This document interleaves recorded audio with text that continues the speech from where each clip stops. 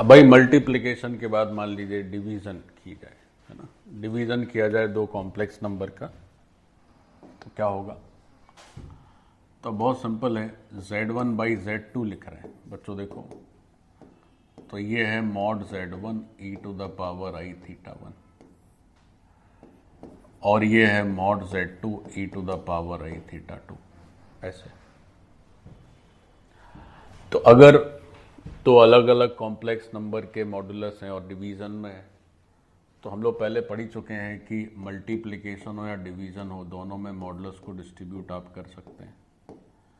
और e to the power i ये ऊपर जाएगा, थीटा 2 तो नेगेटिव हो जाएगा, ऐसे। तो अब आप फिर देख लें कि अगर आप Z1 बाई Z2 को एक कॉम्प्लेक्स नंबर की तरह ट्रीट करें, तो सामने क्या है, उसका मॉडुलस है, फिर आर्ग्यूमेंट कितना है, थीटा 1 माइनस थीटा 2। तो यहां से फिर एक रिजल्ट और आ सकता है, क्या, कि अगर आर्ग्यूमेंट पूछा जाए Z1 और Z2 के आपस में डिवीजन का, तो वो आपको क्या लिखना है? So that is argument of Z1 minus argument of Z2, like this.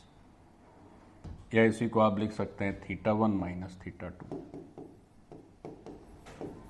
ऐसे। तो मल्टीप्लिकेशन करने पर स्ट्रेट फॉरवर्ड क्या करना है बच्चों, आर्ग्यूमेंट्स ऐड कर देना है। बट बस यही ध्यान रहे कि हम आर्ग्यूमेंट ऐड भले ही करें, लेकिन एडिशन जो है, जो फाइनल रिजल्ट है, हो सकता है कि वो प्रिंसिपल वैल्यू ना हो, और नहीं है तो उसको प्रिंसिपल वैल्यू में आपको चेंज करना पड़ेगा। और ऐसा भी हो सकता है कि वो प्रिंसिपल वैल्यू ही हो, तो फिर चेंज करने की कोई ज़रूरत ही नहीं है, ऐसे। चलिए, so this part is done. So this is for argument of Z1 by Z2।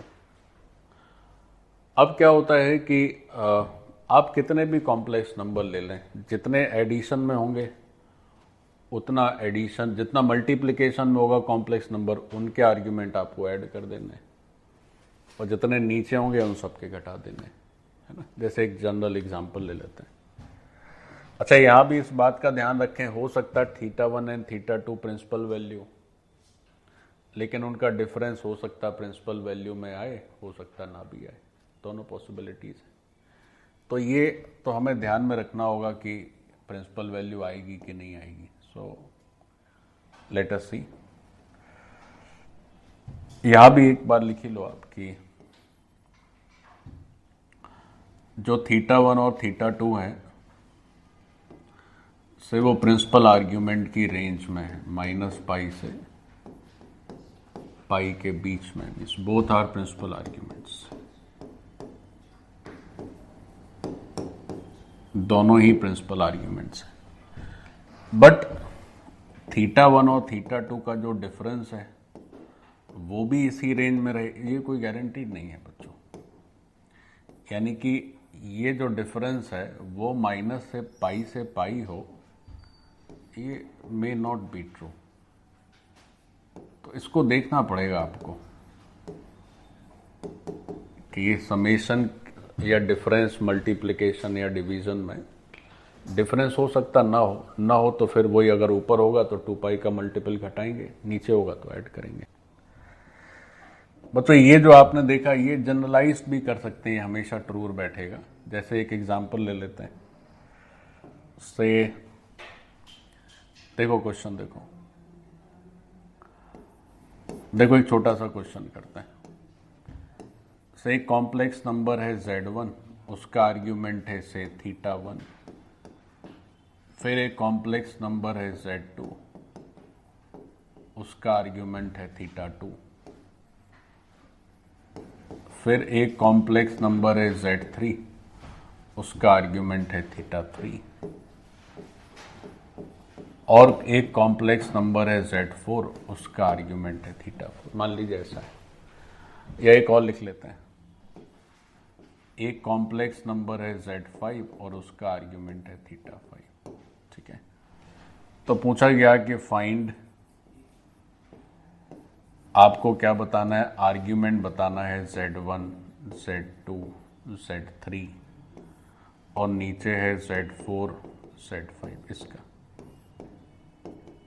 इसका आर्ग्यूमेंट बताना है क्या होगा। सो दिस इज द क्वेश्चन। अब देखिए ये बहुत ही एलिमेंट्री बेसिक बातें हैं, चूंकि देखिए बच्चों क्या होता है जनरली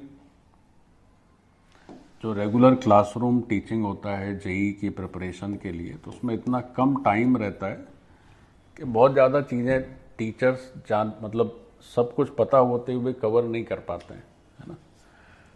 तो आपको लेकिन धीरे धीरे इसलिए भी हम पढ़ा रहे हैं क्योंकि हमारे पास एक और टूल आ गया आजकल, तो उसमें कुछ कुछ एक्स्ट्रा क्वेश्चन जो क्लास में कराने चाहिए तो मैं आपको दे देता हूँ, तो उससे भी काफ़ी बेसिक चीज़ें कवर हो जाती हैं।